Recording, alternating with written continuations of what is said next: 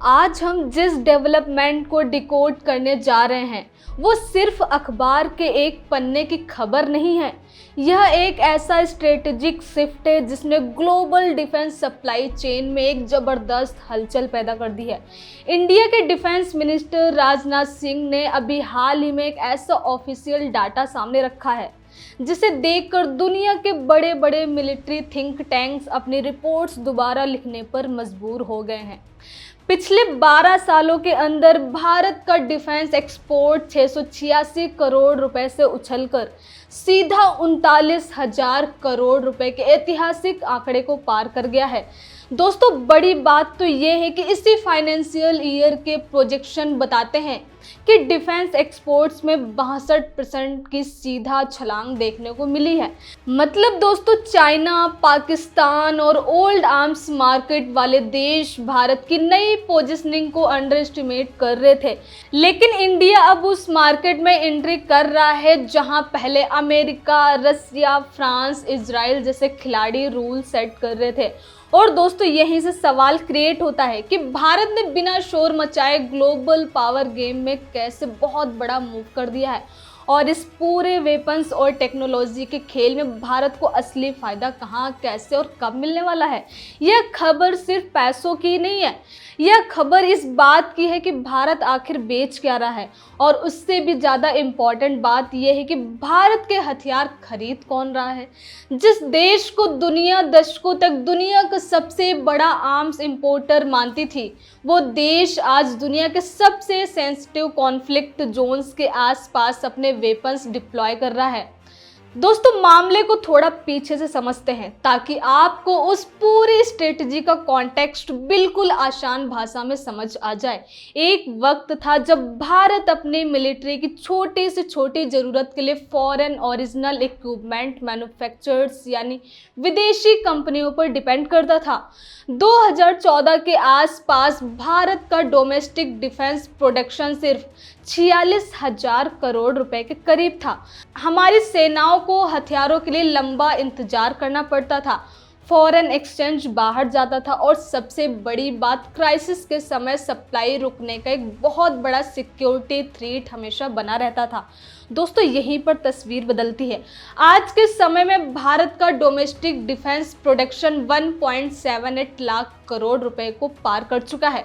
यह कोई छोटा मोटा जंप नहीं है, यह आत्मनिर्भर भारत और मेक इन इंडिया कैंपेन का वो सॉलिड रिजल्ट है जिसने प्राइवेट सेक्टर और स्टार्टअप्स को डिफेंस मैन्युफैक्चरिंग के इकोसिस्टम में पूरी तरह से इंटीग्रेट कर दिया है। आज भारत सिर्फ अपनी ज़रूरतें पूरी नहीं कर रहा है, बल्कि इंटरनेशनल मार्केट्स के लिए हाई एंड प्लेटफॉर्म्स डिज़ाइन और मैन्युफैक्चर कर रहा है। अब जो बात सामने आती है वही सबसे बड़ी है, और इस बात का सेंटर पॉइंट है कि भारत सबसे घातक हथियार BrahMos supersonic cruise missile. BrahMos कोई ऑर्डिनरी मिसाइल नहीं है, यह इंडिया के DRDO और रसिया के NPO मैशनोस्त्रेनिया का एक जॉइंट वेंचर है। यह मिसाइल मैक 2.8 की स्पीड से ट्रेवल करती है। दोस्तों, आसान शब्दों में समझे तो ये आवाज़ की गति से लगभग 3 गुना ज़्यादा तेज है। यह अपने साथ 200 से 300 किलोग्राम का वॉरहेड ले जा सकती है, और इसके मोस्ट एडवांस्ड वेरिएंट्स की रेंज अब 450 किलोमीटर तक एक्सटेंड कर दी गई है। इतनी स्पीड होने के कारण दुनिया का कोई भी करंट एयर डिफेंस सिस्टम इसे आसानी से इंटरसेप्ट नहीं कर सकता। दोस्तों, अब खेल यहीं से इंटरेस्टिंग होता है। कुछ समय पहले जब भारत ने फिलीपींस को ब्रह्मोस एक्सपोर्ट किया था तो दुनिया को लगा कि यह एक ऑन ऑफ डील है, लेकिन आज रियलिटी पूरी तरह से अलग है। रिपोर्ट्स के मुताबिक सिर्फ फिलीपींस ही नहीं बल्कि वियतनाम और इंडोनेशिया के साथ भी ब्रह्मोस को लेकर बातचीत फाइनल स्टेजेस में है। पिछले महीने सिंगापुर में हुए शांग्री ला डायलॉग में डिफेंस सेक्रेटरी राजेश कुमार सिंह ने खुले तौर पर कंफर्म किया कि वियतनाम के साथ डील साइन हो चुकी है और इंडोनेशिया के साथ एग्रीमेंट लगभग पूरा हो चुका है। यहाँ एक बहुत बड़ा जियोपॉलिटिकल पैटर्न समझिए, क्योंकि इसी में पूरा पावर गेम छिपा है। फिलीपींस, वियतनाम और इंडोनेशिया, इन तीनों देशों में एक बात कॉमन है, इन तीनों का चाइना के साथ साउथ चाइना सी में एक एक्टिव मैरीटाइम डिस्प्यूट चल रहा है। चाइना लगातार अपनी बड़ी नेवी और कोस्ट गार्ड के जरिए इन छोटे देशों पर मिलिट्री प्रेशर बनाता रहता है। ऐसे में इन देशों को एक ऐसा डिटरेंट चाहिए जो चाइना की बड़ी शिप्स को दूर रख सके। भारत ने ठीक उसी समय इन देशों को ब्रह्मोस ऑफर किया। एक्सपर्ट्स मानते हैं कि भारत ऑफिशियली कोई एंटी चाइना अलायंस नहीं बना रहा, बल्कि वो सिर्फ मार्केट डिमांड को पूरा कर रहा है। लेकिन असलियत में भारत ने साउथ चाइना सी में चाइना के बैकयार्ड में ही एक बहुत बड़ा स्ट्रेटेजिक चेकमेट कर दिया है। यह पॉइंट ध्यान से समझिए, क्योंकि यही पूरे खेल की है। भारत अब सिर्फ ब्रह्मोस बेचकर रुकने वाला नहीं है। मिनिस्ट्री ऑफ डिफेंस के मुताबिक इंडोनेशिया ने एक joint defence industry cooperation committee बनाने का प्रपोजल बैक किया है। इसका मतलब है कि अब सिर्फ हथियार नहीं बिकेंगे, बल्कि technology transfer, joint research and development और सप्लाई चेन इंटीग्रेशन का काम होगा। भारत अब एक बायर सेलर रिलेशनशिप से आगे बढ़कर स्ट्रेटेजिक पार्टनरशिप के मॉडल पर काम कर रहा है, और बात सिर्फ एशिया तक सीमित नहीं है। ब्रह्मोस के लिए अब लैटिन अमेरिका और गल्फ कंट्रीज से भी जबरदस्त इंक्वायरीज आ रही है।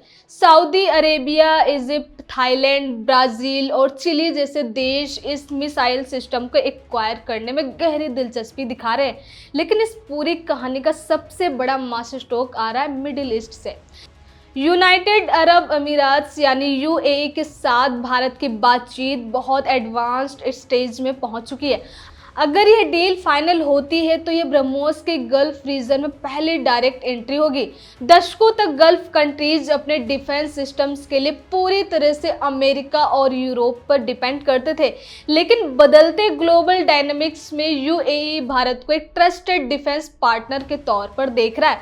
और यूएई सिर्फ ब्रह्मोस नहीं मांग रहा, वो भारत से आकाश तीर air defence command and control system भी एक्वायर करने के लिए अर्ली टॉक्स में है।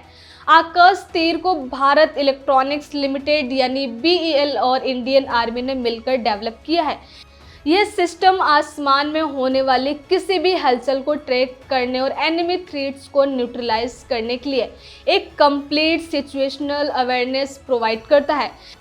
गल्फ रीजन में जहां ड्रोन अटैक्स और एरियल थ्रेट्स लगातार बढ़ रहे हैं, वहां आकाश तीर जैसी टेक्नोलॉजी का एक्सपोर्ट होना भारत के डिफेंस डिप्लोमेसी का एक बहुत बड़ा लीप है। बाहर से यह फैसला नॉर्मल दिखता है, लेकिन अंदर से यह इंडिया की लॉन्ग टर्म स्ट्रेटजी का हिस्सा है। जब कोई देश हथियार बेचता है तो वो सिर्फ लोहे का एक टुकड़ा नहीं बेचता, वो अपना डिप्लोमेटिक क्लाउड और जियोपॉलिटिकल इन्फ्लुएंस भी एक्सपोर्ट करता है।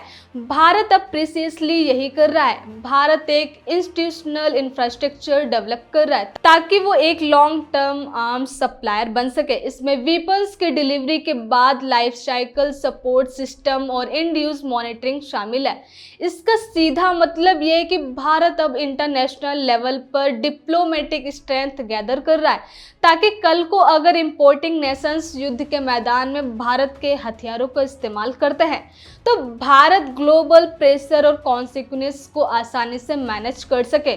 दोस्तों, भारत अब रिएक्शन देने वाला देश नहीं, इक्वेशन बदलने वाला देश बन रहा है। अब डिफेंस से हटकर एक दूसरे सेक्टर की बात करते हैं जहां भारत चुपचाप एक ग्लोबल सुपर पावर बनने की तैयारी कर रहा है, और वो सेक्टर है ड्रोन्स। ड्रोन्स अब सिर्फ शादियों में वीडियो बनाने का खिलौना नहीं रह गए, यह फ्यूचर वॉरफेयर और इकोनॉमी का सबसे बड़ा हथियार है। लेटेस्ट रिपोर्ट्स के मुताबिक इंडिया का ड्रोन इकोसिस्टम अब एक स्ट्रक्चर्ड ग्रोथ फेज में इंटर कर चुका है। फरवरी 2026 के आंकड़ों के अनुसार देश में 38,500 से ज़्यादा ड्रोन्स रजिस्टर्ड हैं और लगभग 39,890 रिमोट पायलट सर्टिफाइड हैं और 240 से ज़्यादा ट्रेनिंग ऑर्गेनाइजेशंस काम कर रही हैं। ये सिर्फ न्यूज़ हेडलाइन नहीं है, यह एक इंटायर इंडस्ट्री का जन्म है। आने वाले प्रोक्योरमेंट साइकिल में टैक्टिकल ड्रोन्स का मार्केट 30 से 35 बिलियन रुपए से उछलकर सीधा 120 से 140 बिलियन रुपए तक पहुंचने वाला है। इंडियन आर्म्ड फोर्सेस अब surveillance, intelligence gathering, reconnaissance missions और लॉजिस्टिक्स के लिए हैवी लेवल पर इंडिजीनियस ड्रोन्स का इस्तेमाल कर रही हैं। जियोपॉलिटिकल डेवलपमेंट्स ने साफ कर दिया कि फॉरेन ड्रोन्स पर भरोसा नहीं किया जा सकता, क्योंकि क्राइसिस के समय उनके सेंसर्स या डाटा लिंक हैक हो सकते हैं। इसलिए भारत पूरी तरह से ट्रस्ट वर्दी इंडिजीनियस ड्रोन सिस्टम पर फोकस कर रहा है। लेकिन भारत की ड्रोन स्ट्रेटजी सिर्फ मिलिट्री तक सीमित नहीं है। यहीं पर एक बहुत बड़ी हिडन लेयर मौजूद है जो आमतौर पर न्यूज़ डिबेट्स में मिस हो जाती है। भारत ड्रोन्स का इस्तेमाल गवर्नेंस और इकोनॉमी को ट्रांसफॉर्म करने में कर रहा है। प्राइम मिनिस्टर नरेंद्र मोदी द्वारा 24 अप्रैल 2020 को लॉन्च की गई स्वामित्व स्कीम इसका सबसे बड़ा एग्जाम्पल है। इस स्कीम के तहत भारत के 3.28 लाख गांव में ड्रोन बेस्ड सर्विस किए गए हैं। इसके रिजल्ट्स के तौर पर 31 स्टेट्स के 1.82 लाख गांव में 2.76 करोड़ प्रॉपर्टी कार्ड्स बांटे जा चुके हैं। सदियों से चले आ रहे जमीन के विवाद जो रूरल इकोनॉमी को पीछे खींचते थे, उन्हें ड्रोन्स की हाई टेक मैपिंग के जरिए खत्म किया जा रहा है। इसके साथ ही एग्रीकल्चर सेक्टर में प्रिसीजन फार्मिंग को बढ़ावा देने के लिए नमो ड्रोन दीदी इनिशिएटिव के तहत वुमेन सेल्फ हेल्प ग्रुप्स को 1094 ड्रोन्स बांटे गए हैं। ये रूरल एम्पावरमेंट और हाई टेक्नोलॉजी का एक ऐसा कॉम्बिनेशन है जिसे पूरी दुनिया एक केस स्टडी की तरह देख रही है। यहाँ एक छोटा सा नंबर समझिए, क्योंकि इसी नंबर में पूरा फ्यूचर गेम छिपा है। दोस्तों, ड्रोन इंडस्ट्री आने वाले समय में मैन्युफैक्चरिंग में 1,20,000 और सर्विस सेक्टर में 6 लाख से ज़्यादा नई जॉब्स क्रिएट करने वाली है। भारत का टारगेट सिर्फ अपने मार्केट की ज़रूरतों पर नहीं है, बल्कि एक्सपोर्ट ड्राइवन प्रोडक्शन के जरिए दुनिया का सबसे बड़ा ड्रोन मैन्युफैक्चरिंग हब बनना है। हालांकि चैलेंजेस अभी भी हैं। लॉन्ग टर्म कॉम्पिटिटिवनेस के लिए भारत को सेंसर्स, प्रोपल्सन सिस्टम्स और स्पेशलाइज्ड पेलोड्स में फॉरेन इंपोर्ट्स पर अपनी डिपेंडेंसी को बिल्कुल जीरो करना होगा और इंडियन कंपनीज इसी दिशा में तेजी से काम कर रही हैं। अब जो बात सामने आती है वो भारत के इकोनॉमिक और स्ट्रेटेजिक फाउंडेशन को पूरी तरह से रीडिफाइन कर देती हैं। वडोदरा में वाइब्रेंट गुजरात रीजनल कॉन्फ्रेंस के दौरान डिफेंस मिनिस्टर ने एक बहुत बड़ी बात कही। उन्होंने कहा कि फ्यूचर वॉरफेयर और फ्यूचर इकोनॉमी दोनों ही चिप्स पर रन करेंगे। यह स्टेटमेंट कोई साधारण पॉलिटिकल स्पीच नहीं है, यह भारत के टेक्नोलॉजी इकोसिस्टम का विजन डॉक्यूमेंट है। गुजरात के सानंद और धोलेरा में जो सेमीकंडक्टर इकोसिस्टम तैयार हो रहा है वो आने वाले समय में भारत के डिफेंस प्लेटफॉर्म्स का ब्रेन बनेगा। चाहे आर्टिफिशियल इंटेलिजेंस हो, क्वांटम कंप्यूटिंग हो, साइबर सिक्योरिटी हो या स्पेस टेक्नोलॉजी, इन सब की बुनियाद सेमीकंडक्टर्स ही हैं। अगर भारत को अपने मिसाइल सिस्टम, रडार्स और ड्रोन्स को हैक प्रूफ और स्मार्ट बनाना है तो चिप्स अपने ही देश में बननी चाहिए। दोस्तों, यहीं पर तस्वीर बदलती है। भारत पूरी दुनिया के फॉरेन ओरिजिनल इक्विपमेंट मैन्युफैक्चरर्स को इंडिया में इनवाइट कर रहा है, लेकिन अपनी शर्तों पर।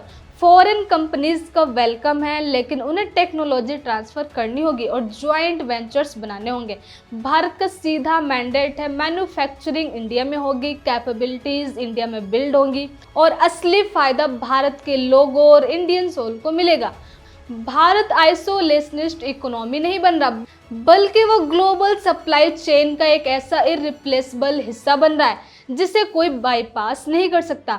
दोस्तों, अब जरा सोचिए कि इस पूरे डेवलपमेंट का ग्लोबल इम्पैक्ट क्या हो रहा है। ओपोनेंट और कॉम्पिटिटर एंगल से देखें तो चाइना और पाकिस्तान के लिए यह एक बहुत बड़ा स्ट्रेटजिक सेटबैक है। पाकिस्तान, जिसकी इकोनॉमी पहले ही स्ट्रगल कर रही है, वो भारत के इस मैसिव डिफेंस बजट और एक्सपोर्ट ग्रोथ को देखकर पूरी तरह से डिफेंसिव मोड में आ गया है। पाकिस्तान के पास ना तो हाई टेक वेपन्स इंपोर्ट करने का पैसा है और ना ही डोमेस्टिक लेवल पर R&D करने की कैपेबिलिटी।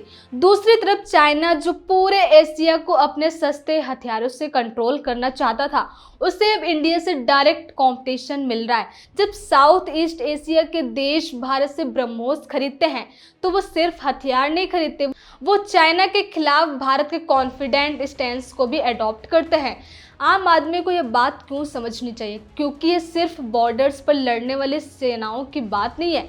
जब 39,000 करोड़ रुपए का एक्सपोर्ट होता है तो भारत के अंदर MSMEs और स्टार्टअप्स को ऑर्डर्स मिलते हैं, सप्लाई चेन एक्टिवेट होती है, इंजीनियर्स, टेक्नीशियंस और यूथ के लिए जॉब्स क्रिएट होती है। जब फॉरेन करेंसी देश में आती है तो इकोनॉमी मजबूत होती है और रुपए की वैल्यू बढ़ती है। डिफेंस मैन्युफैक्चरिंग अब भारत के नेशनल ग्रोथ इंजन का एक बहुत बड़ा हिस्सा बन चुका है। दोस्तों, फैसले दिल्ली में होते हैं और असर ग्लोबल मैप पर दिखता है। ये सिर्फ खबर नहीं, भारत की नई स्ट्रेटेजिक कॉन्फिडेंस का सिग्नल है। एक ऐसा भारत जो अब किसी के प्रेशर में काम नहीं करता। जहां दुनिया सैंक्शंस और मिलिट्री प्रेशर देखती है, भारत वहां अपॉर्चुनिटी पड़ता है। अपनी फॉरेन पॉलिसी, शार्प डिप्लोमेसी और अग्रेसिव एक्सपोर्ट स्ट्रेटजी के दम पर इंडिया ने साबित कर दिया कि वो ग्लोबल चेस बोर्ड पर सिर्फ एक मोहरा नहीं बल्कि चाल चलने वाला खिलाड़ी है। दोस्तों, आपको क्या लगता है, भारत का यह अग्रेसिव डिफेंस एक्सपोर्ट मूव आने वाले समय में रीजनल डायनामिक्स के लिए गेम चेंजर साबित होगा? ये दुनिया अभी भी भारत की मैन्युफैक्चरिंग और स्ट्रेटेजिक ताकत को कम आंक रही है? कमेंट सेक्शन में अपनी राय जरूर लिखिए। धन्यवाद।